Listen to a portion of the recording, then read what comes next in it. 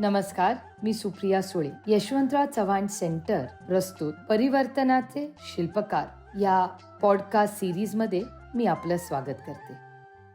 नई तालीम. नई तालीम या हिंदी शब्दाचा अर्थ नवीन शिक्षण, नव्याने शिक्षण अशा अर्थी हा शब्द आहे. गांधीजींच्या विचारांमध्ये शिक्षणाविषयीचा विचार हा एक फार महत्त्वाचा भाग आहे आणि त्याचीसुद्धा आपण ओळख करून घ्यायला हवी. शिक्षण हा खरं तर असा मुद्दा आहे की ज्याच्या बाबतीमध्ये अगदी अनंत काळापासून चर्चा सुरू असते. म्हणजे गमतीने खरं असंही म्हणता येईल की शिक्षण पद्धती बदलली पाहिजे हे वाक्य बहुतेक ॲडम आणि ईवच्या काळापासून आपण ऐकत आलेलो असू. कारण हा खरोखरीच एक गहन प्रश्न आहे. ज्या प्रकारच्या एका स्थितीमध्ये समाज असतो त्या परिस्थितीमध्ये शिक्षण कुठल्या प्रकारचं द्यावं, ते कसं द्यावं, त्याचा कालावधी काय असावा, काय केल्याने जास्त सजग आणि चांगला नागरिक घडेल, हे सगळे प्रश्न कायमच आपल्याला पडत आलेले आहेत आणि ते अजूनही पडणार आहेत. या संदर्भामध्ये गांधींचा जो विचार होता तो त्यांच्या इतर सगळ्या विचारांप्रमाणेच अतिशय मुळाशी जाणारा होता. त्यांचं एक त्यांनी लिहिलेलं शिक्षणाविषयीचं किंवा नई तालीमच्या संदर्भातलं एक त्यांचं विधान मी इथे उद्धृत करतो. ते असं म्हणाले होते की literacy is not the end of education, not even the beginning. साक्षरता हा काही शिक्षणाचा अंत होऊ शकत नाही आणि तिथे सुरुवातही नाही. It's only one of the means by which we can be educated. म्हणजे शिक्षित होण्याकरताचा तो फक्त एक मार्ग आहे. I would begin the child's education by teaching it useful handicraft and enabling it to produce from the moment it begins its training. Thus, every school can be made self-supporting. 1937 गांधींनी हरिजन साप्ताहिकामध्ये एक दीर्घ लेख लिहिला होता आणि त्या लेखात त्यांनी पहिल्यांदा शिक्षणविषयक त्यांच्या विचारांची सविस्तर मांडणी केली होती. याच्यातला एक भाग असाही आहे की दक्षिण आफ्रिकेत असताना टॉल्स्टॉय फार्ममध्ये त्यांनी शिक्षणाचे प्रयोग केलेले होते आणि तिथेच खरं तर दक्षिण आफ्रिकेत असतानाच त्यांच्या मनामध्ये, जसं त्यांनी आपण मागच्या एपिसोडमध्ये बघितलं, त्यांच्या मनामध्ये जसं सर्वच एकूण जगण्याच्या अंगांविषयी अनेक प्रश्न पडले आणि त्याच्यावर त्यांनी विचार सुरू केला, तसाच तो शिक्षणाच्या बाबतीत पण झालेला दिसतो. मात्र मधल्या एका मोठ्या टप्प्यावरती शिक्षणावर त्यांचा तशा अर्थाने आपल्याला फोकस असलेला दिसत नाही. परंतु ह्या लेखानंतर मात्र गांधींच्या शिक्षण विचाराविषयी एकूणच सगळी चर्चा सुरू झाली. नई तालीम हा जो प्रकल्प सुरू केला गेला तो साधारण 37च्याच म्हणजे 38-39च्या दरम्यान सेवाग्राममध्ये त्याची सुरुवात झाली होती. या प्रकल्पाविषयी मार्जोरी साइक्स नावाच्या एक ब्रिटिश एज्युकेटर आहेत, शिक्षणतज्ज्ञ, त्या बरीच वर्ष भारतामध्ये राहिल्या. 1939मध्ये त्या शांतिनिकेतनला शिकवायला गेल्या होत्या. त्यानंतर 45मध्ये जेव्हा सेवाग्रामला नई तालीमची शाळा सुरू झालेली होती तेव्हा त्या सेवाग्रामला मुख्याध्यापक म्हणून त्या इथे रुजू झाल्या. महात्मा गांधी आणि रवींद्रनाथ टागोर या दोघांच्या विषयीही त्यांना प्रचंड आस्था होती. त्या दोघांना त्या प्रत्यक्ष भेटलेल्या होत्या अर्थातच आणि त्यांच्या शिक्षणविषयक विचाराबद्दल त्यांना खूप आस्था होती आणि ते विचार पुढे न्यायचं काम त्यांनी आपल्या कार्यकाळामध्ये केलं. मार्जोरी साइक्स यांनी एक छोटंसं पुस्तक लिहिलेलं आहे, नई तालीम याच नावाचं. अगदी छोटंसं आहे, 50-60 पानांचं ते पुस्तक आहे.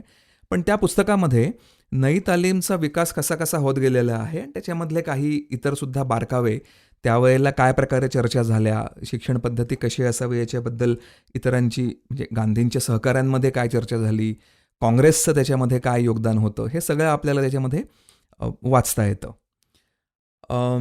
वर्ध्यामध्ये जमनालाल बजाज हे म्हणजे आज बजाज ऑटो जी फॅक्टरी आहे त्याचे संस्थापक, तर त्यांची वर्ध्यामध्ये मारवाडी एज्युकेशन सोसायटी या नावाने एक शिक्षण संस्था होती आणि या संस्थेचं नवभारत विद्यालय म्हणून एक स्कूल, एक शाळा होती. तर या शाळेचे मुख्याध्यापक म्हणजे आर्य नायकम आणि त्यांची पत्नी आशादेवी. आता आर्य नायकम हे पूर्वी शांतिनिकेतनमध्ये होते.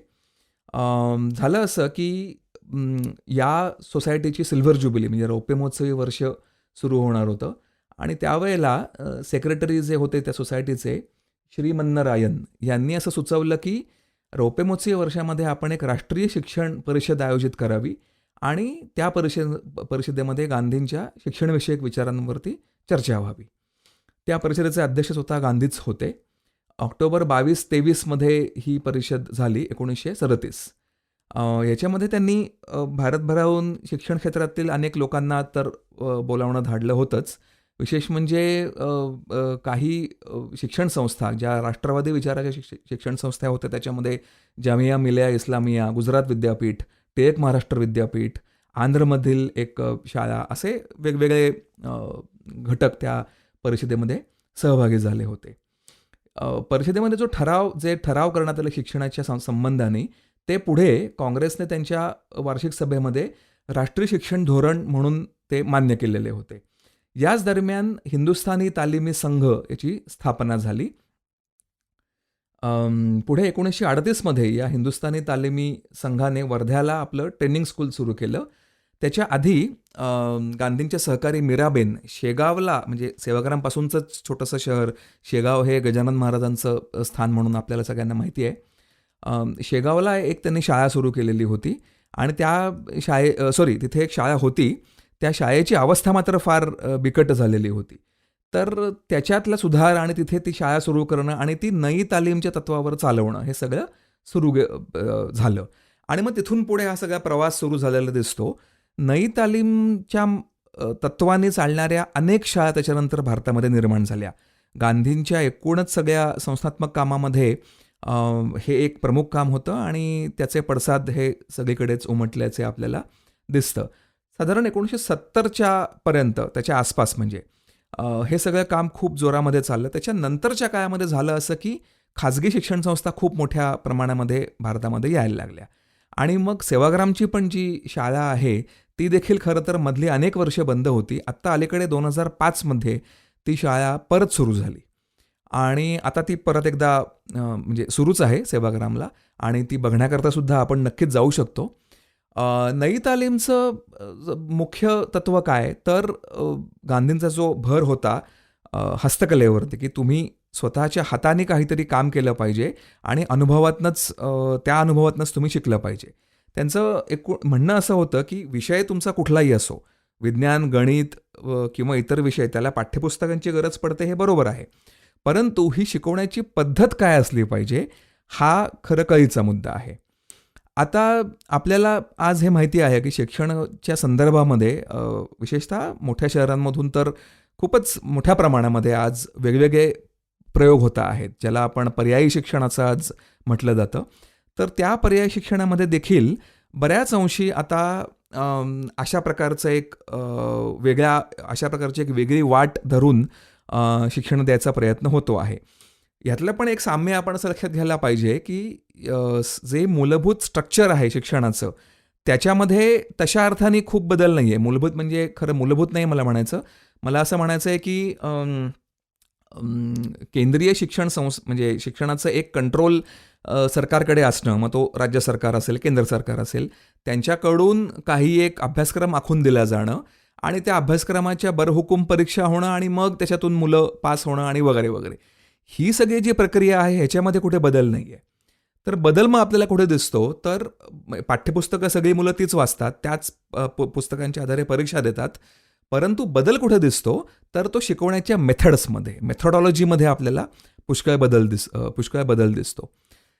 हे सगळे बदल नई तालीममध्ये सर्वप्रथम आपल्याकडे आलेले आपल्याला दिसतात. मी मगाशी म्हटलं त्या पुस्तकामध्ये हे सगळं आपल्याला अगदी सविस्तर वाचायला मिळतं.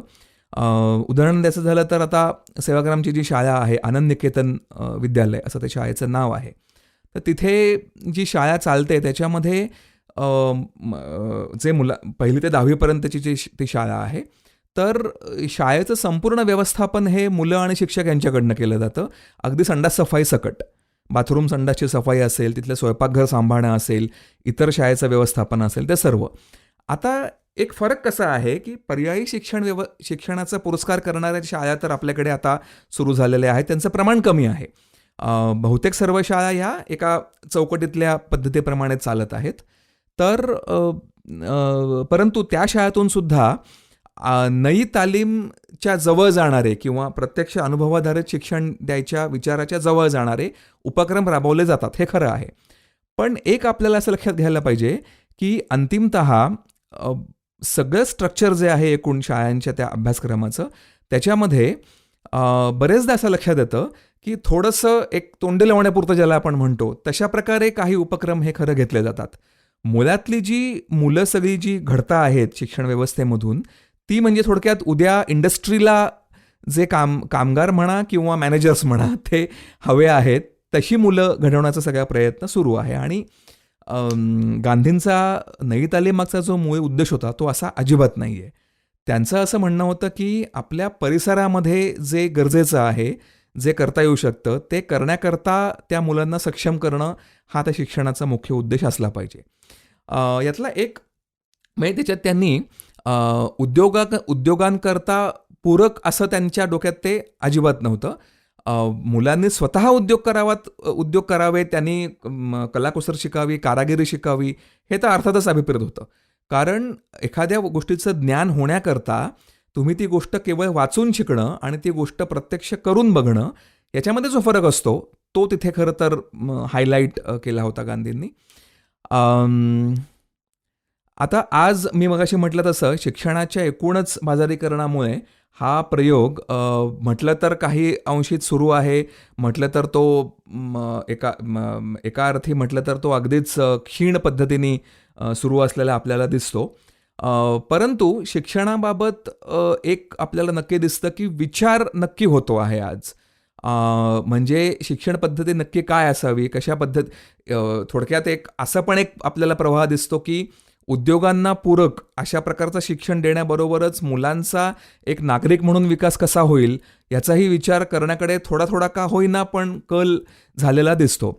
नई तालीमबाबत एक मुख्य मुद्दा आणि वैशिष्ट्यपूर्ण सांगायचा असा की भारतीय संविधानाची ओळख तिथे खूप चांगल्या पद्धतीने करून दिली जाते. संविधानामधली जी तत्त्वं आहेत त्याच्याविषयी चर्चा होणं, त्याच्याविषयी मुलांना बोलतं करणं, हे सगळे प्रयत्न नई तालीममध्ये होतात.